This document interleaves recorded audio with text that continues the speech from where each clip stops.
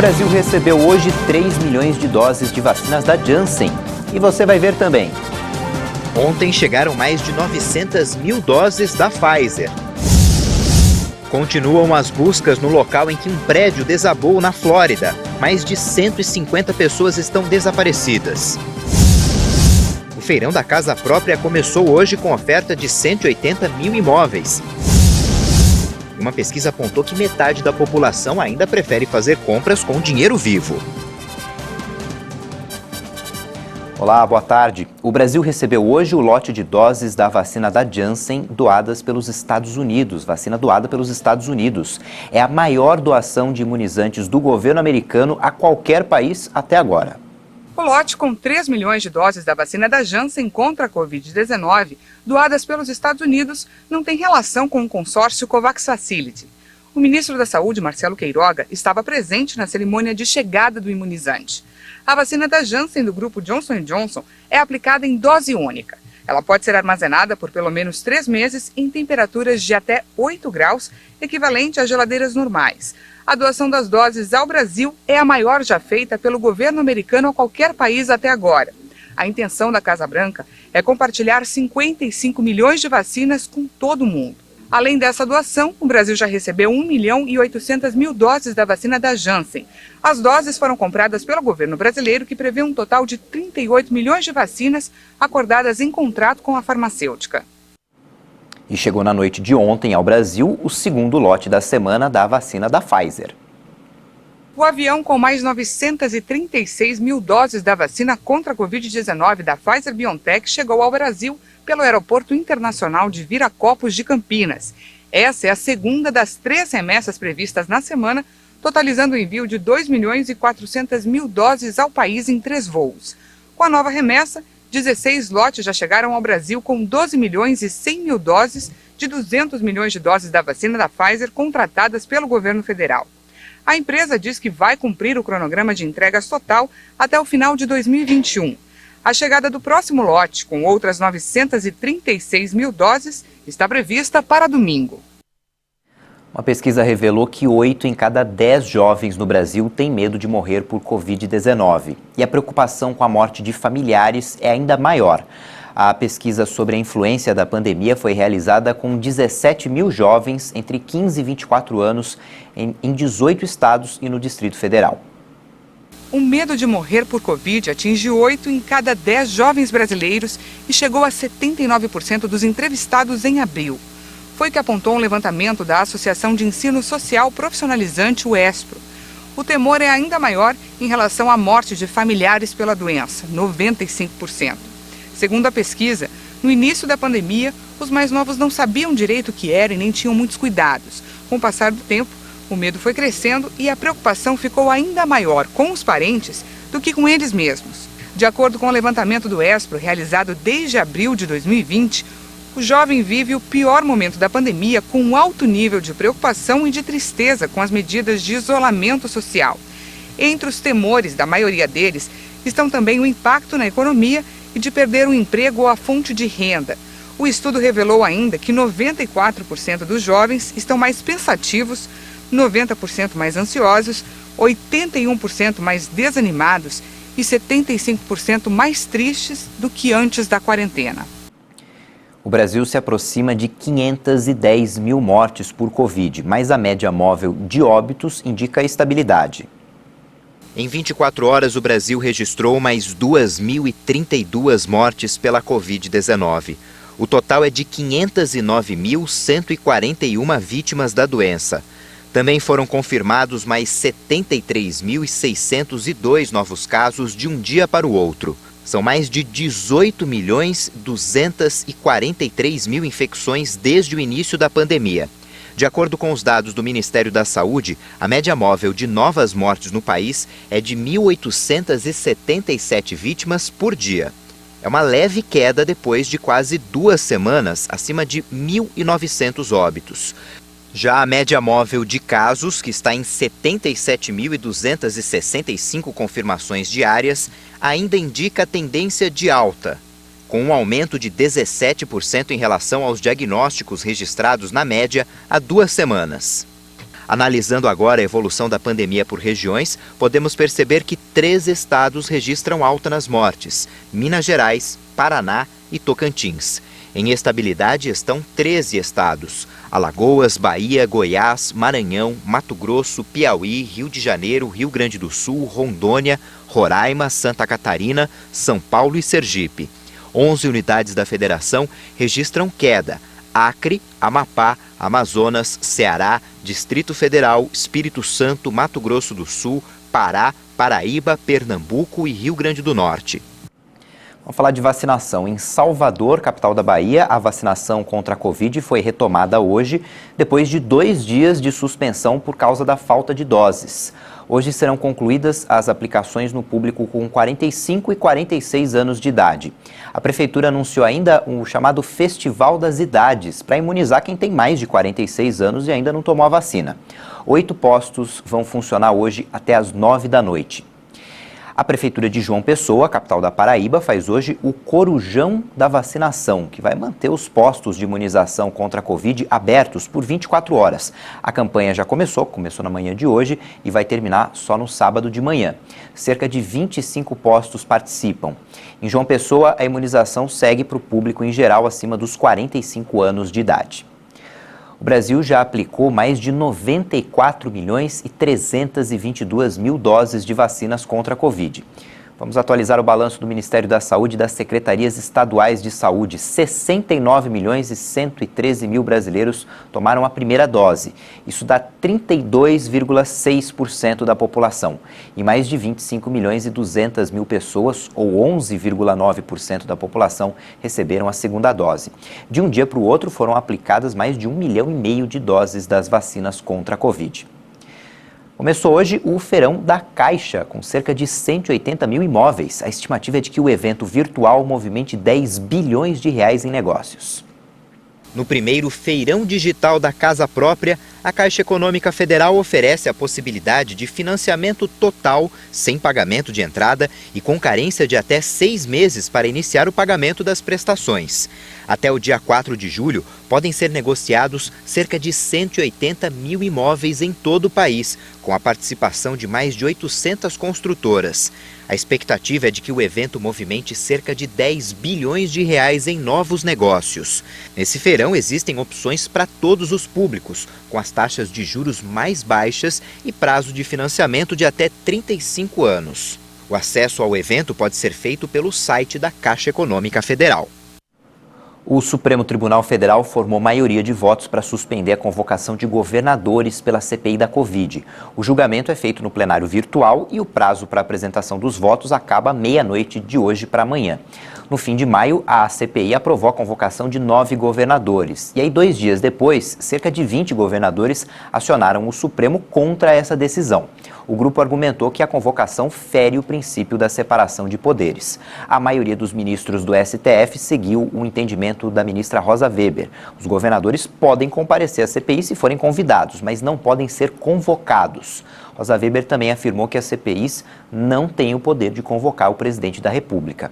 Hoje, a partir das 2 da tarde, no horário de Brasília, a CPI vai ouvir o deputado Luiz Miranda e o irmão dele, Luiz Ricardo Miranda, servidor do Ministério da Saúde, sobre as denúncias de irregularidades na compra de doses da vacina indiana Covaxin. O ministro Gilmar Mendes, do Supremo Tribunal Federal, estendeu a suspeição do ex-juiz Sérgio Moro a todos os processos do ex-presidente Lula julgados pelo magistrado. Com a decisão, os processos do sítio de Atibaia e sobre o Instituto Lula voltam a estaca zero. A segunda turma do STF entendeu que Moro foi parcial no caso do apartamento triplex do Guarujá. Nesse processo, o ex-presidente foi condenado e preso. A decisão da segunda turma foi confirmada na quarta-feira pelo plenário do Supremo por 7 votos a favor e 4 contra. Depois do intervalo, você vai ver que mesmo com outras formas de pagamento, o dinheiro vivo é usado por metade dos consumidores. Até já!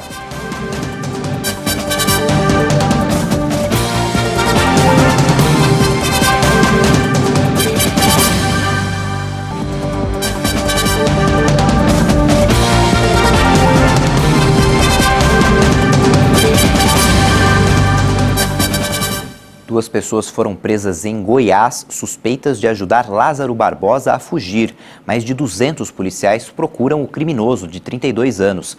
Ele já foi preso por homicídios e esse mês matou 3 pessoas da mesma família em Ceilândia, no Distrito Federal. Subiu para 4 o número de mortos no desabamento de um prédio na Flórida, nos Estados Unidos. 159 pessoas continuam desaparecidas. O edifício de 12 andares faz parte do complexo Champlain Towers em Surfside. O bloco que caiu ficava de frente para o oceano. De acordo com o jornal Miami Herald, o edifício foi construído em 1981. A unidade que caiu, a Torre Sul, tinha 136 apartamentos. O desmoronamento aconteceu por volta de 1h30 da madrugada do dia 24, no horário local. Segundo testemunhas, a maioria dos moradores dormia no momento do acidente. As equipes de resgate ainda trabalham nos escombros do prédio para tentar encontrar pessoas.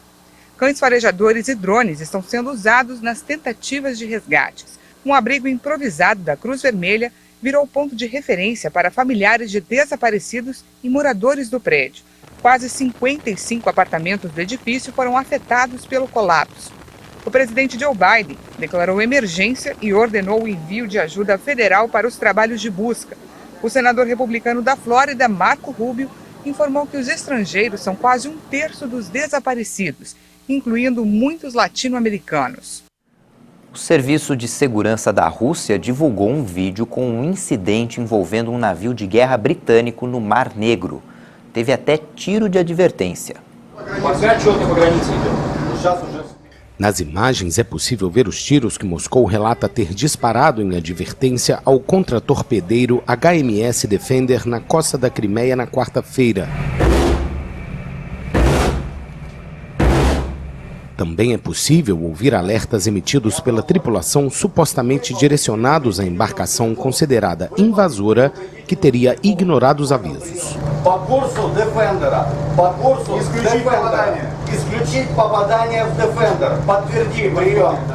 A Rússia garante ter feito os disparos em alerta aos britânicos no Mar Negro, perto da Crimeia, uma área que considera sua desde que anexou a península em março de 2014. O Ministério da Defesa do Reino Unido nega os disparos e a alegação russa de que bombas foram lançadas em seu caminho.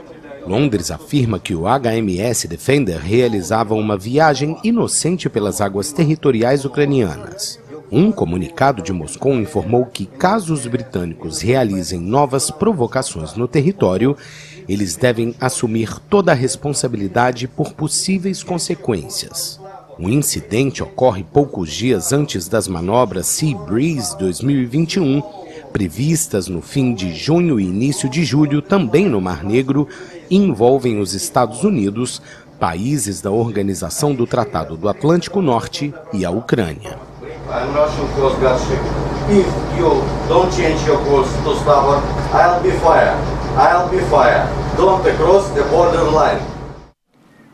As novas modalidades de pagamentos que surgiram nos últimos anos ainda enfrentam resistência por parte da população brasileira.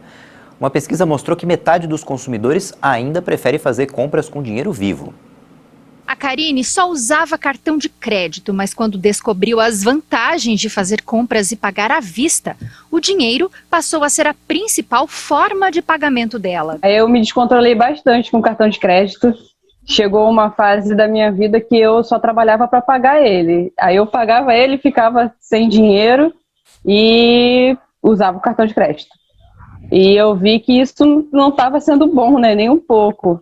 E eu percebi que com o fato também, né, os comerciantes e lojistas, assim, eles preferem o pagamento à vista, assim como eu também que trabalho com isso, a gente prefere o pagamento à vista. E isso também me dava desconto, né? Até 20% às vezes a gente consegue, então acaba compensando, até em compras online hoje, né, em sites de viagem, tudo é muito bom, o dinheiro ajuda muito, então, e o cartão de crédito acaba que te atrapalha um pouco, né, porque a gente acaba trocando 6 por meia dúzia e não tem desconto. Uma pesquisa realizada pelo Instituto Locomotiva mostrou que a metade dos brasileiros adultos dizem que o dinheiro é a forma mais usada para pagar contas. Já 44% disseram que também preferem comprar e pagar no dinheiro. São 70 91 milhões de pessoas que não abrem mão de usar o dinheiro vivo. O estudo mostrou ainda que os brasileiros de baixa renda das classes D e E são os que mais usam dinheiro. Para 65% das pessoas nessa faixa, o dinheiro é a principal forma de fazer compras. Já na classe C, 38% usam principalmente o dinheiro vivo na hora de comprar.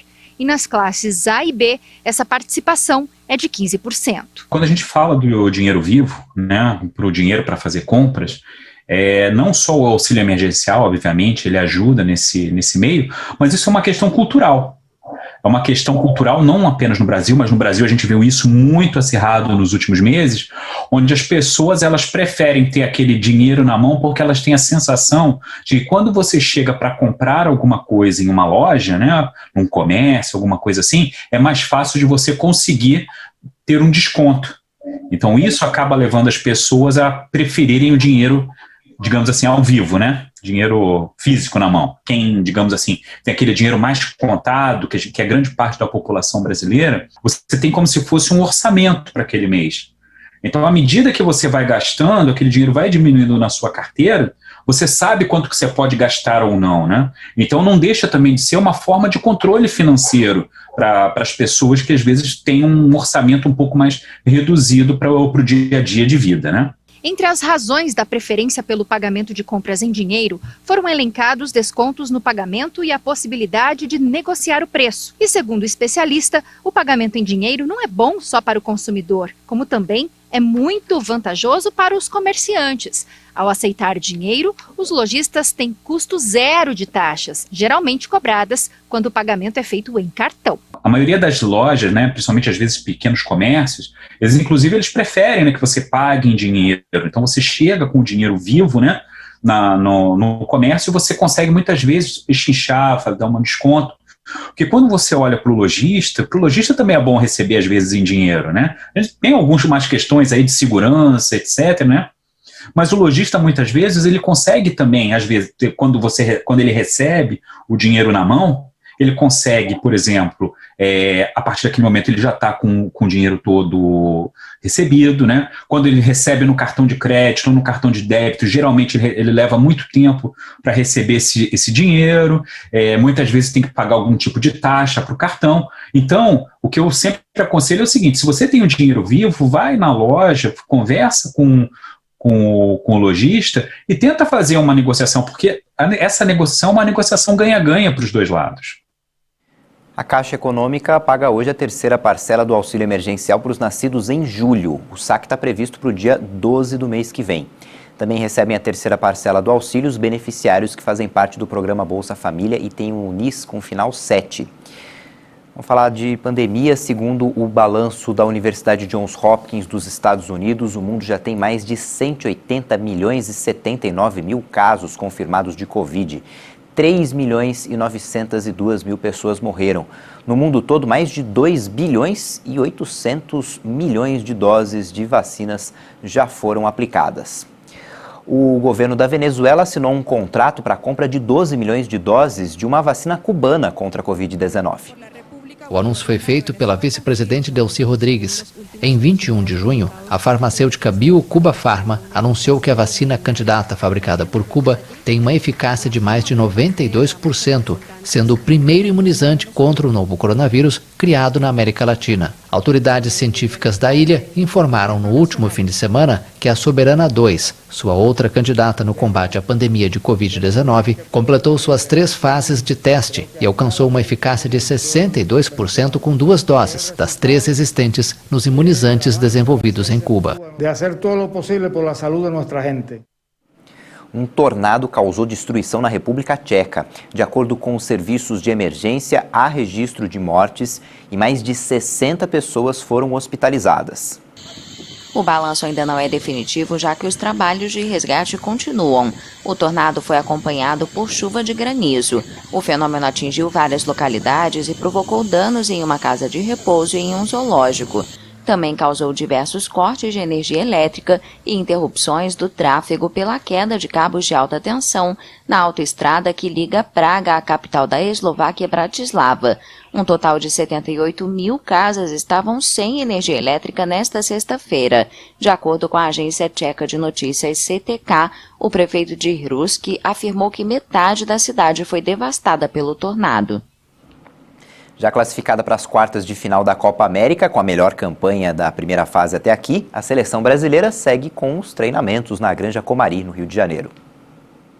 A seleção brasileira treinou nesta quinta-feira na Granja Comari, em Teresópolis, no Rio de Janeiro.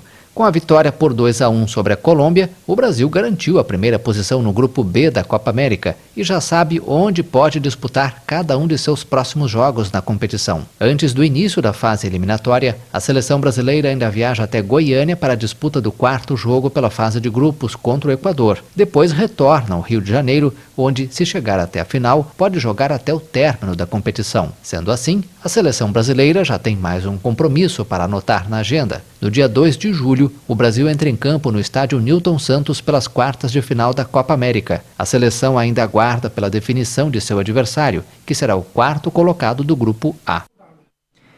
Essa edição fica por aqui. No YouTube você pode rever as nossas reportagens. Daqui a pouco tem outras informações com a Juliana Dariva. Tchau, boa tarde.